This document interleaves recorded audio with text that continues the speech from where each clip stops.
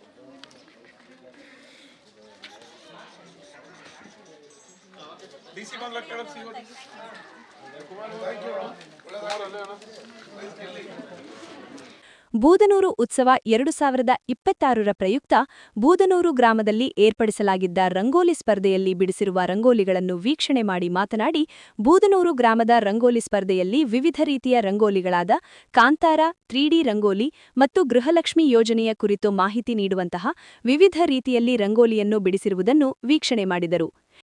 ಬೂದನೂರು ಉತ್ಸವದ ಪ್ರಯುಕ್ತ ಇವತ್ತು ರಂಗೋಲಿ ಸ್ಪರ್ಧೆಯನ್ನು 30 ಹಳ್ಳಿಯಲ್ಲಿ ಇಟ್ಟಿದ್ದೀವಿ.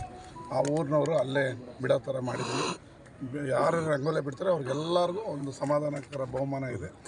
ನಂತರ ಪ್ರತಿ ಊರಿಗೂ 30 ಹಳ್ಳಿಯವ್ರಿಗೂ first prize, second prize, third prize ನಮ್ಮ ವೇದಿಕೆ ಮೇಲೆ ಇನಾಗ್ರೇಷನ್ ಕೊಡ್ತೀವಿ. ಎಲ್ಲ ಉತ್ಸಾಹದಲ್ಲಿ ಮಹಿಳೆಯರು ಈಗ ಒಂದು ಕಾಂತಾರ ರಂಗೋಲಿ ಬಿಟ್ಟಿದ್ದಾರೆ, ಇನ್ನೊಂದು 3Dಲಿ ಬಿಟ್ಟಿದ್ದಾರೆ.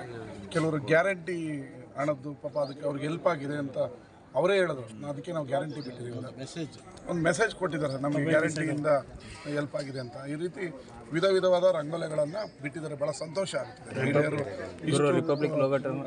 ಇಷ್ಟರಲ್ಲೂ ಕೂಡ ಖುಷಿಯಲ್ಲಿ ರಂಗೋಲಿ ಬಿಟ್ಟಿರೋದನ್ನ ನೋಡಿದ್ರೆ ಬಹಳ ಸಂತೋಷ ಆಗ್ತದೆ. ಈ ಸಂದರ್ಭದಲ್ಲಿ ಜಿಲ್ಲಾಧಿಕಾರಿಗಳಾದ ಡಾ. ಕುಮಾರ, ಜಿಲ್ಲಾ ಮುಖ್ಯ ಕಾರ್ಯನಿರ್ವಹಣಾಧಿಕಾರಿಯಾದ ಕೆಆರ್ ನಂದಿನಿ, ಉಪವಿಭಾಗ ಅಧಿಕಾರಿಯಾದ ಶಿವಮೂರ್ತಿ, ಮಂಡ್ಯ ತಹಸೀಲ್ದಾರ್ ವಿಶ್ವನಾಥ್ ಇನ್ನಿತರರಿದ್ದರು.